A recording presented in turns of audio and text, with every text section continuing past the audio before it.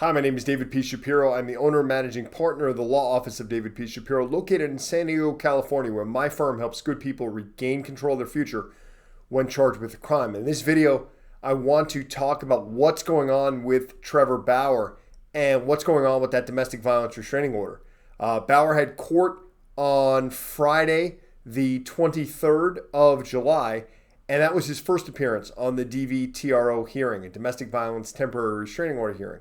He appeared with his lawyers in court, and the matter was continued to 3 separate days, August 2nd, August 3rd, and I believe it was August 19th. And you might be wondering, first off, well, wait a minute, why was it continued, and why was it continued to 3 dates? Well, it was first continued because his attorneys indicated they needed more time to prepare due to some turning over of documents that came over to them a little bit late. Well, you know, what's lost in all this is that the respondent, so the person who has to defend against a temporary restraining order, has, as a matter of right, at least one continuance for their attorneys to prepare, for them to go out and get an attorney if they didn't have an attorney to begin with.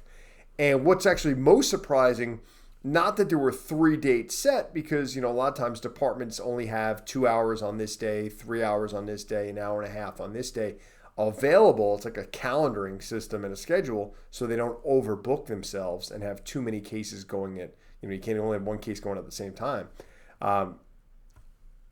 What is most surprising about all this is that the continuance was so short, right? Because, you know, basically within 2 weeks, they're going to start evidence in this hearing, which is pretty soon. I mean, in light of the, you know, the seriousness of the accusations, you know, that's probably a strategy decision on the defense's side. You know, maybe they want to have the complaining witness, the alleged victim in this case, testify sooner rather than later if they believe that she is not going to be credible. That way they then could use that lack of credibility, if that's what they're going to argue, to aid in the defense of the criminal investigation, to be able to take a transcript of a domestic violence complaining or a complaining witness saying, hey, this person's not credible. Look where they said this over here, and then they said that over here, and they said this to the police reports, so on and so forth. But I was a little surprised how quick they set that hearing. I'm sure there's like I indicated, a strategic reason for it.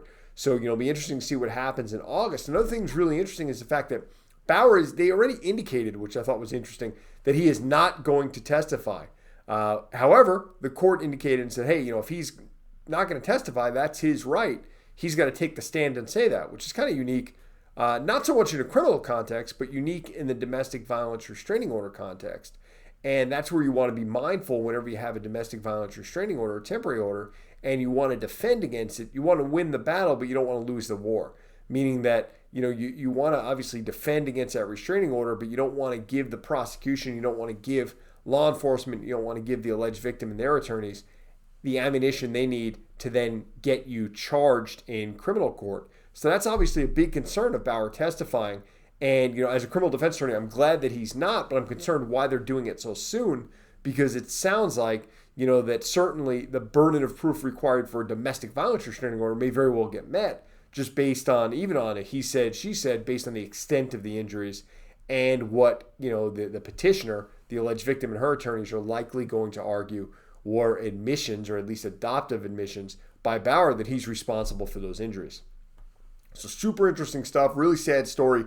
You know, based on the seriousness of the accusations up out of Los Angeles, but something here in San Diego we're going to be monitoring for a number of reasons moving forward. So, you know, stay tuned to this YouTube channel. Again, David Shapiro, San Diego criminal defense lawyer, and we'll bring you updates on my opinion, on my firm's opinion as an experienced San Diego criminal defense law firm who's handled many, many, many domestic violence restraining orders and many, obviously, criminal cases, and give you our opinion on the matter relating to Trevor Bauer. So if you have any questions about this matter, or more particularly about your own domestic violence restraining order and how that interplays with a criminal case or a criminal investigation, please give my firm a call, 619-295-3555.